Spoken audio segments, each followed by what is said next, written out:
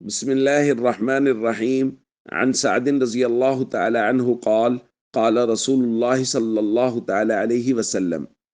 दावतु दिन्नून इज़ा दआ व हुवा फ़ी बत्निल हूत ला इलाहा इल्ला अंत सुब्हानक इन्नी कुन्तु मिनज़ ज़ालिमीन फ़इन्नहु लम यदअ बिहा रजुलुन मुस्लिमुन फ़ी शैइन क़त्तु इल्ला इस्तजाब अल्लाहु लहु रवाहु तिर्मिज़ी। नबी करीम सल्लल्लाहु अलैहि वसल्लम ने इरशाद फरमाया, ज़ुन्नून यानी यूनुस अलैहिस्सलाम की दुआ जो उन्होंने मछली के पेट में रहते हुए की थी,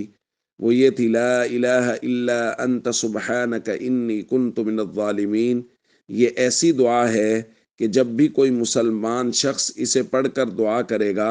तो अल्लाह ताला उसकी दुआ को ज़रूर कबूल फरमाएगा। दोस्तों, ये दुआ जिसको हमारे यहाँ आयत करीमा कहा जाता है, ये अल्लाह ताला की इस कदर महबूब दुआ है कि नबी करीम सल्लल्लाहु अलैहि वसल्लम ने फरमाया, जो बंदा भी इसे पढ़ के दुआ करेगा और जिस मामले में भी करेगा, अल्लाह ताला उस मामले को हल फरमाएगा, उसकी दुआ को कबूल फरमाएगा। देखिए ये अल्लाह की किस कदर महब्बत है अपने बंदों के साथ कि बंदों को ऐसे कलिमात अपने प्यारे नबी हज़रत मोहम्मद सल्लल्लाहु अलैहि वसल्लम के ज़रिए से तलकीन फरमाए कि ये कलिमात पढ़ के मुझसे दुआ करो, मैं तुम्हारी दुआओं को कबूल करूँगा।